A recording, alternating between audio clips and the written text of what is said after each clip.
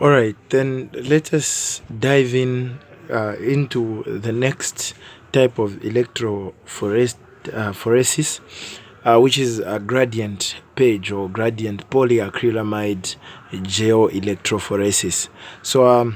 The geo used in this type of electrophoresis, since it is page, we all know that it is polyacrylamide, and just hearing from the word itself, gradient, it can give us a glimpse of what it's all about. We know that gradient is simply the decrease or increase of magnitude in any property.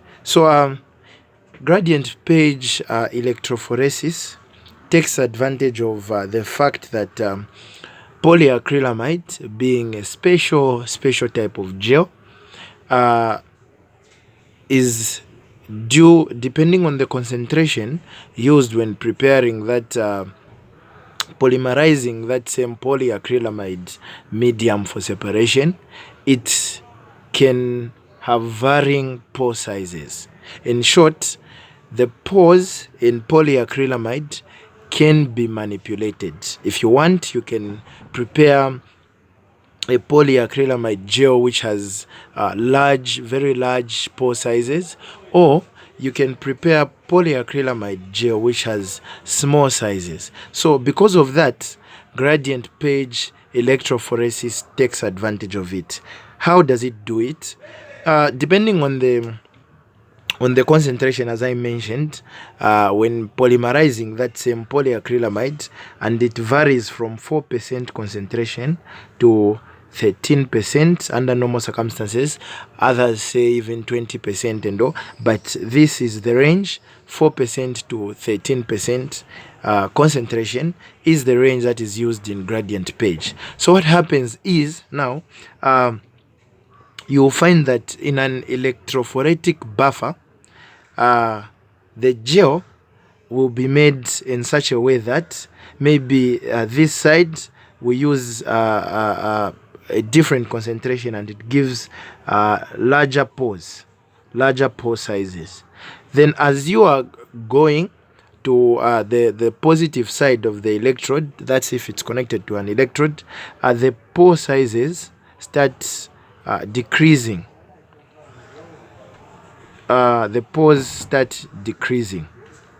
And what will happen is, if we have proteins that we need to separate, this is a protein sample that contains different types of proteins that we need to separate, they'll start moving when an electric field is applied to this electrophoretic buffer. And when the movement starts, we know that based on their charge, it's the proteins we're looking at, or the DNA, anything, if it's negatively charged, they'll start migrating to the positively charged electrode, which is the anode. So how the separation will come about will be, once the migration starts, if maybe, let's say, the larger molecules are more negatively charged, yes, they'll start migrating at a higher rate. But as the pore sizes start decreasing, then the focusing now comes in, because larger molecules will have difficulties as we go to the smaller pore sizes. They will have difficulties in migration. So how it is let us look at something: density, mass over volume, and we can see that density is directly proportional to the mass.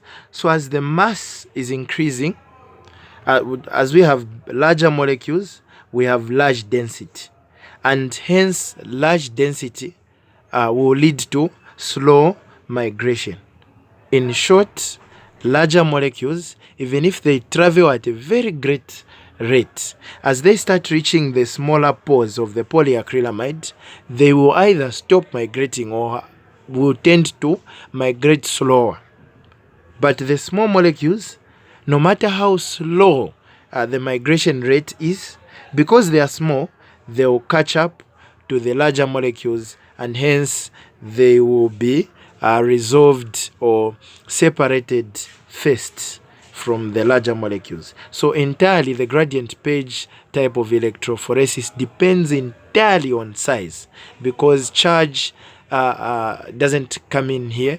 The rate, even if the rate is fast, the charge is the defining moment in gradient page electrophoresis.